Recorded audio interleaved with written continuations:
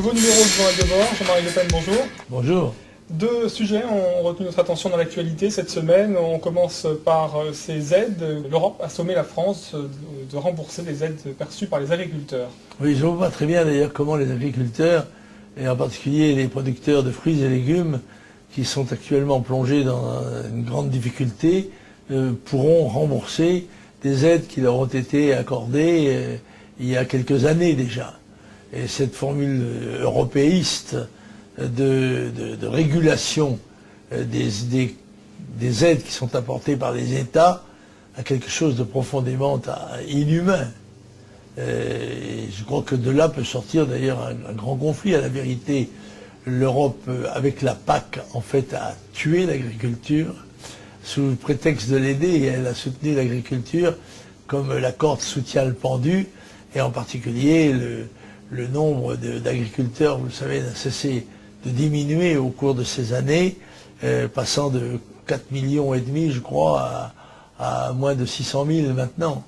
En l'occurrence, quand on voit que les producteurs de pêche et de nectarines, de brugnons, tout ça, produisent à perte, c'est-à-dire que ça leur coûte plus cher que ça ne rapporte à cause de nos salaires, et que bien évidemment la concurrence qui s'exerce tant à l'intérieur de l'Europe qu'à l'extérieur de l'Europe, bien évidemment est en train de tuer l'industrie française et l'agriculture française. Voilà.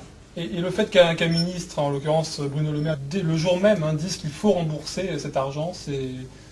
Monsieur Le Maire, il a dans son rôle, n'est-ce pas, le gouvernement français est un gouvernement européiste, il est présidé par Monsieur Sarkozy, comme on le sait, plus que par Monsieur Fillon, qui sont tous les deux, d'ailleurs l'un et l'autre, des européistes convaincus, et qui vont continuer à entraîner le pays dans la voie qui est celle de son désastre. Qui a dit la France est un grand jardin?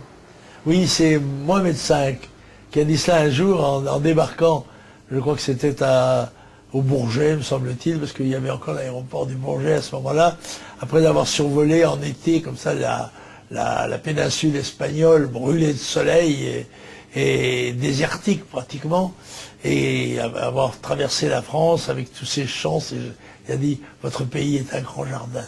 C'est vrai, c'est tellement vrai. Et tellement peu de gens en France ont l'occasion de s'en rendre compte, parce qu'ils vont de leur domicile à leur bureau, de leur bureau à leur domicile, et ils vont de l'été par les autoroutes à leur lieu de vacances, ils en reviennent et ils ne connaissent pas grand-chose de la France.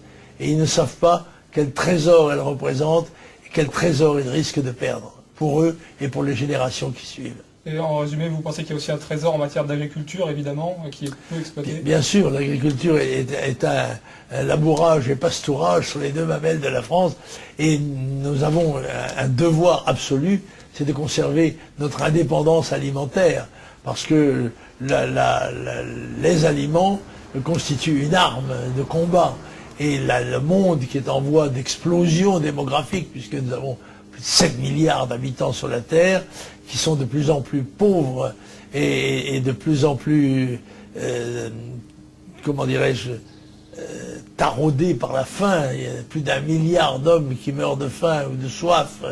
Eh bien, la France a un devoir, c'est de garder à tout prix son indépendance pour elle-même et son peuple, mais aussi sa capacité d'intervenir dans les affaires du monde et d'aider on peut dire, à la nourriture de l'ensemble du monde.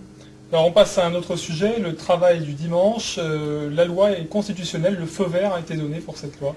Oui, il s'agit évidemment d'une victoire du matérialisme social, si j'ose dire, puisque ce sont des considérations économiques, financières, sociales qui jouent, et qui au détriment bien sûr de la journée du jour du Seigneur, c'est-à-dire au détriment de l'éthique, au détriment de la morale, de la religion, des valeurs supérieures.